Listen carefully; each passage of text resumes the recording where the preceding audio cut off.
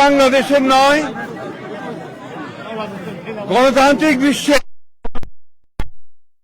একজন রাজনীতিবিদ যিনি গণতন্ত্র প্রতিষ্ঠার জন্য তার সমস্ত জীবন উৎসর্গ করেছেন, সেই মহান নেত্রী, বাংলাদেশের গণতন্ত্রের জন্য সংগ্রাম করা আপসহীন নেত্রী, অনন্য সাধারণ ব্যক্তিত্ব সম্পন্ন মহিলা, দূরদৃষ্টি সম্পন্ন প্রজ্ঞা সম্পন্ন একজন নেত্রী, যিনি গণতন্ত্রকে উদ্ধার করবার জন্য সংগ্রাম করেছেন এবং নির্যাতিত হয়েছেন, সেই অসাধারণ নেত্রী দেশনেত্রী বেগম খালেদা জিয়া আর আমাদের মাঝে নেই।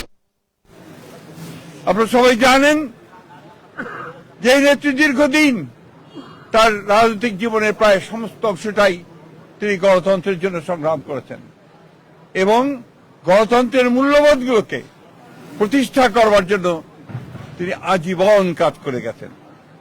3 বার প্রধানমন্ত্রী হয়েছেন। যখন প্রধানমন্ত্রী হয়েছেন তখন গণতন্ত্রকে প্রাতিষ্ঠানিক রূপ দেওয়ার জন্য তিনি কাজ করেছেন, জনগণের উন্নয়নের জন্য কাজ করেছেন।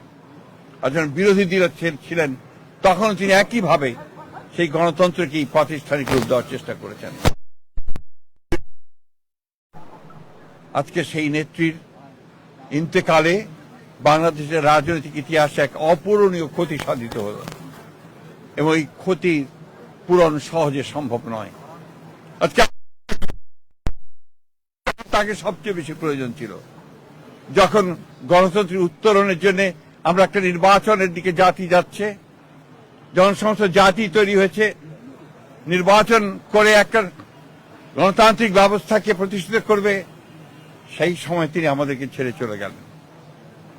আমরা এই শোক, এই বেদনা আমাদের পক্ষে ধারণ করা খুব কঠিন। তারপরেও আমরা এই শোককে শক্তিতে রূপান্তরিত করতে চাই।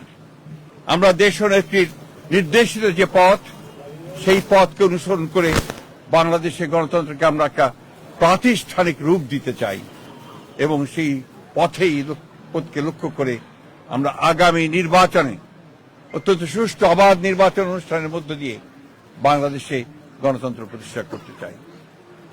সেই নেত্রী আজকে অসংখ্য লক্ষ কোটি মানুষকে কাঁদিয়ে চলে গেছেন।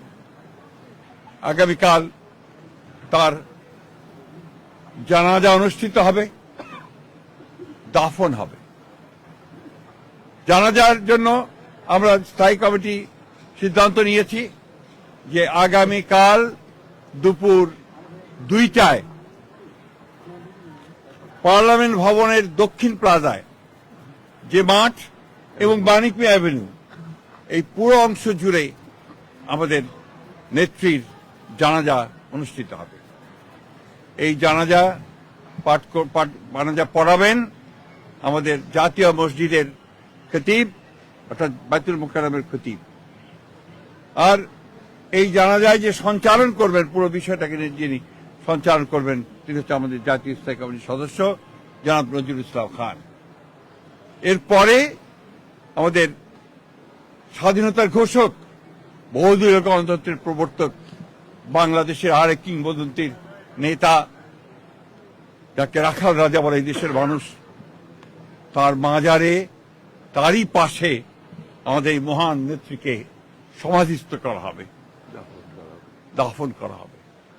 আমরা সবাই অত্যন্ত শৃঙ্খলার সঙ্গে এই জানাজায় অংশগ্রহণ করব এবং যে শৃঙ্খলার মধ্যে কথা বলা হবে, আমি বাংলাদেশের সকল স্তরের মানুষের কাছে অনুরোধ জানাবো, আপনারা সেই শৃঙ্খলা মেনে অত্যন্ত সুশৃঙ্খলভাবে জানাজা পড়বেন এবং তারপরে তাকে দাফনের অংশগ্রহণ করবে, যাদের দায়িত্ব তারাই অংশগ্রহণ করবেন।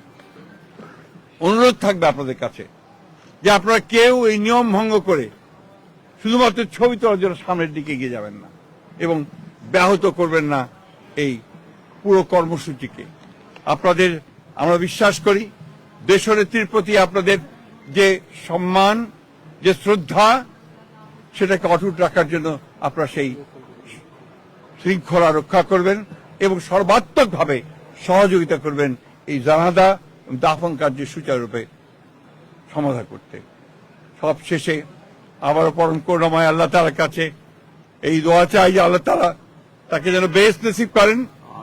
আমাদের ভারপ্রাপ্ত চেয়ারম্যান জনাব তারেক রহমান, তার জ্যেষ্ঠ পুত্র, তাকে যেন তিনি সেই শক্তি দেন যে এই যে দায়িত্ব পালন করবার শক্তি যেন তাকে দেন, তার পরিবারকে সেই শক্তি দেন এই শোককে সহ্য করবার জন্য।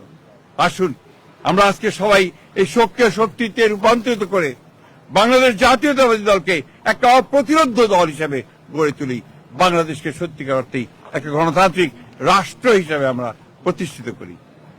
সবশেষে আবারও আপনাদেরকে ধন্যবাদ জানিয়ে আপনাদের সকলের সহযোগিতার জন্য বিশেষ করে, এবং আপনারা জানেন যে ইতিমধ্যেই সরকারের তরফ থেকে 3 দিন শোক দিবস ঘোষণা করা হয়েছে, আগামীকাল ছুটি ঘোষণা করা হয়েছে, এবং আপনারা ইতিমধ্যে জানেন যে প্রধান উপদেষ্টা তিনি বাণী দিয়ে কথা বলেছেন, আপনাদের সামনে জাতির সামনে কথা বলেছেন, এবং সেজন্য আমরা সর্বাত্মক সহযোগিতার জন্য আমরা সরকারকে ধন্যবাদ জানাচ্ছি। সেই সঙ্গে দলের পক্ষ থেকে আপনারা জানেন যে 7 দিনের শোক ঘোষণা করা হয়েছে।